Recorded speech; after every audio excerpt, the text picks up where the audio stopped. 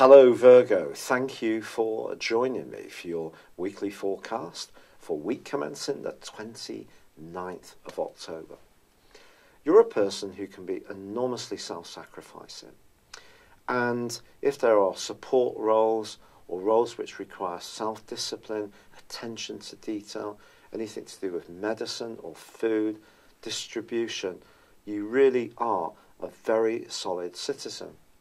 But also because there's been such a clustering of energy this year in a very creative part of your horoscope, some of it pushing you to be more enterprising, some of you maybe at times making you a little fearful of demonstrating your talents.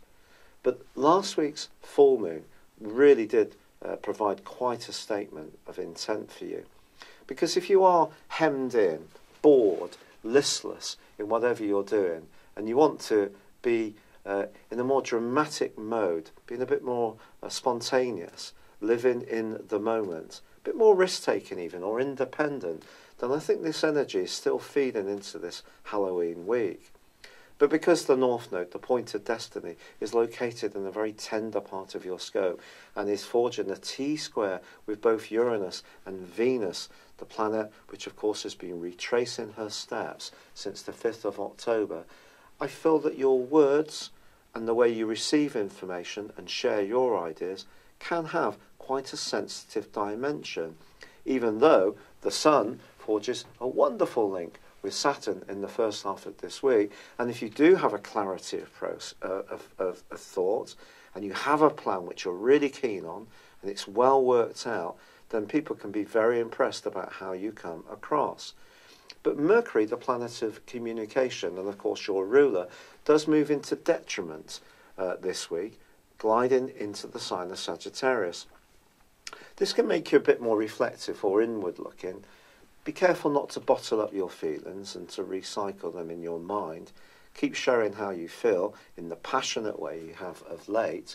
But I do feel you may have surprised somebody by being a bit more outspoken, a bit more frank, and also asserting your need to be a bit more of a free spirit. And I do feel there will be more of that this week. But if a financial issue has not quite been flowing as you would like, with Venus retracing her steps into Libra midweek, you do have an opportunity to look at that. But with the quarter moon on Halloween as well, in the sign of Leo, there just is going to be that sensitivity flowing through your situation, as much as the desire to shake things up and be much more enterprising. It's been a real pleasure being with you. I'd love it if you would like or comment on this video, or if you've yet to do so, please do subscribe to this channel. Thank you. Hello Virgo, thank you for joining me for your monthly forecast for October. Welcome. For the Sun or the Ascendant, this is going to be a fascinating month.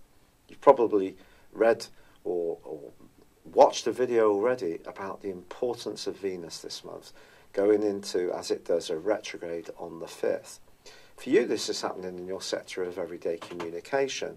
Now, you're not usually a very glib person anyway, and not inclined to just blurt out things without thinking about it. But essentially around your relationships, particularly with neighbours, perhaps with siblings, there can be a period through to the end of October when you are thinking carefully about the importance of these ties. Now, Venus, of course, is also about relating, and it's also about money. In the third house, yes, it's about your thinking, but it is squaring up to Mars the first 2 weeks of this month. Now, when Venus and Mars are working well, we get the perfect balance of masculine and feminine in the way we express ourselves. Mars is in a bit more of a sharp, pointed part of your scope, enabling you to work very hard, but also bringing out some of your more natural instincts. But it's going to be important not to punch home your point of view to the point that it actually loses effect because someone feels that you're being maybe a bit too acerbic, a bit too sour, essentially.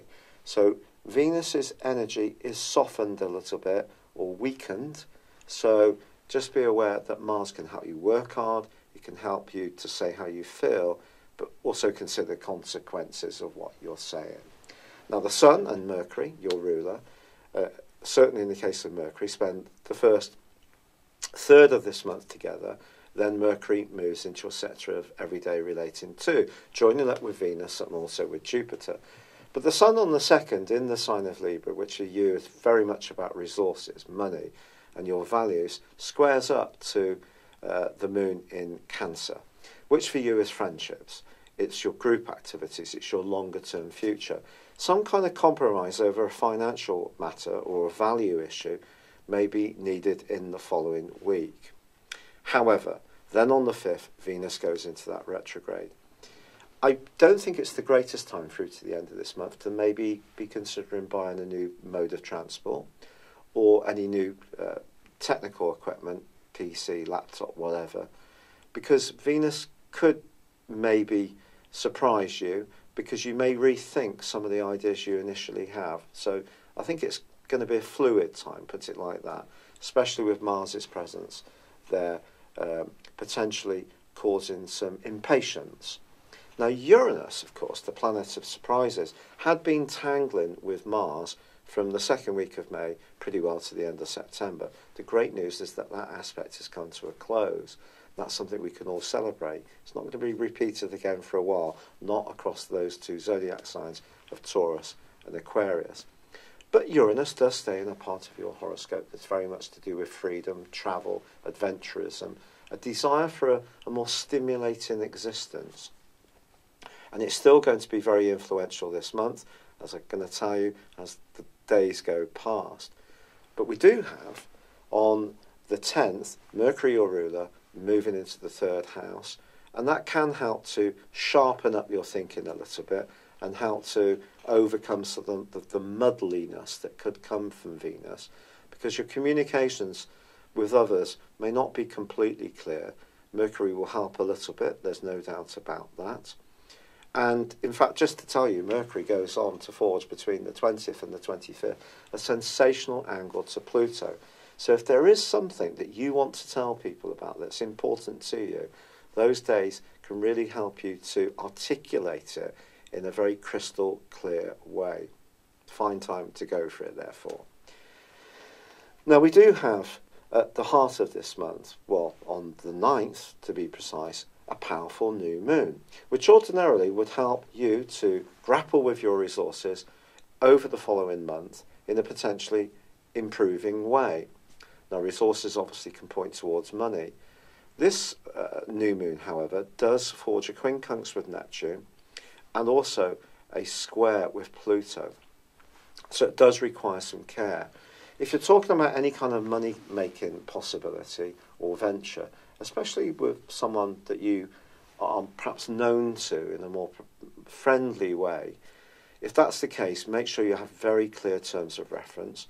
If you're getting into something in a more speculative way with any kind of tie, the new moon and Pluto doesn't work quite so well, because Pluto can be about force. It can be about desire, of course, and maybe you could force the pace in trying to make an improvement to your financial affairs, which means that you may benefit, but someone else may be out of pocket. Remember the principle of natural justice with Pluto. We all have to remember this. And I wouldn't think generally you're someone who's going to just splash out money without too much consideration, but even more so, try to resist any impulsive tendencies on the back of this new moon. That brings us up to the quarter moon of the 16th, which occurs in Capricorn, where of course you have already Saturn and Pluto. Now this is the part of your horoscope that's to do with joys and pleasures and self-expression, and Saturn could not hardly be linked to any of those adjectives, could it?